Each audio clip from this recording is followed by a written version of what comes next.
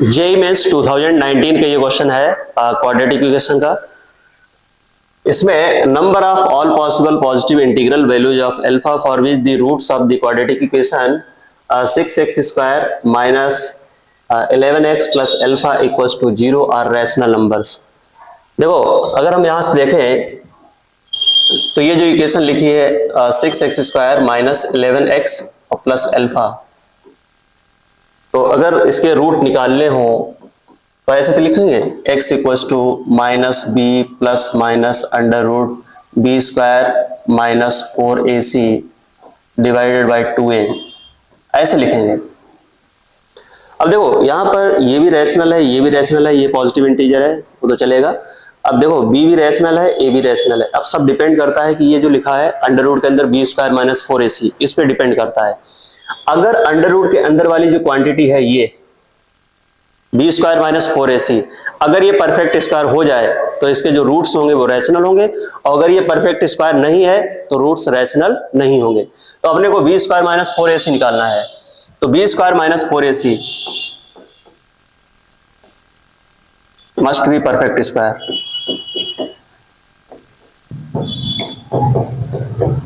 ये perfect square होगा तभी इसके रूट्स रैशनल होंगे। तो ये हो जाएगा 11 का स्क्वायर हो गया 121 माइनस 4a है 6 और c है अल्फा। ये कैसा होना चाहिए? Perfect square.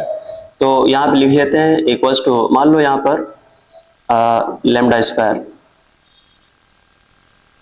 तो 121 माइनस ये हो जाएगा 24 alpha equals to lambda square. अब यहां से अपने को क्या करना है कि ये देखना है कि अल्फा जो है वो कैसा है? Positive integer. तो स्टार्टिंग हम 1 से ही कर लेते हैं।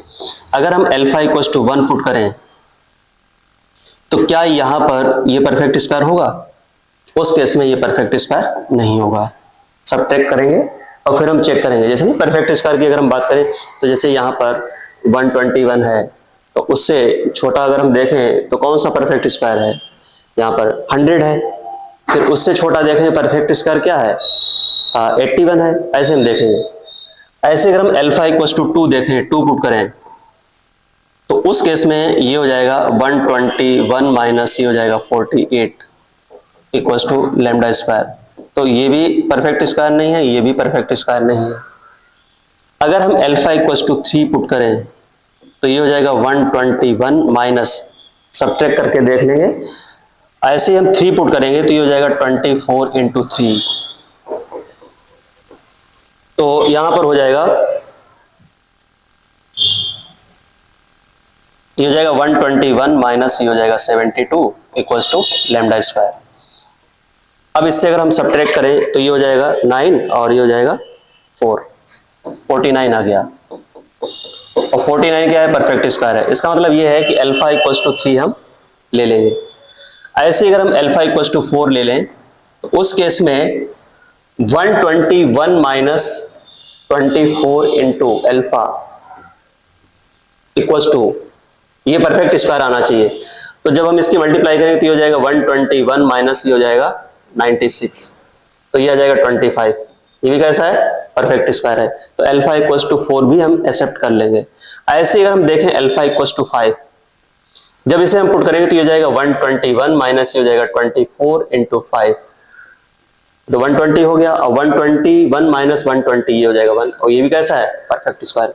अब 5 से ज्यादा हम इसलिए नहीं रख सकते हैं क्योंकि ये अंडर रूट के अंदर क्वांटिटी है, तो ये निगेटिव हो जाएगा। ठीक है, तो वो वैल्यू हम आगे नहीं पुट करेंगे। तो अपने पास कौन कौन सी वैल्यू आ गई?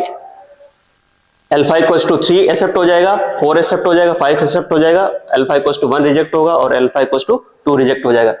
अब इसमें पूछा है number of all possible positive integral values, तो कितनी हो गई? 1 2 3। तो इसका थर्ड ऑप्शन करेक्ट हो जाएगा।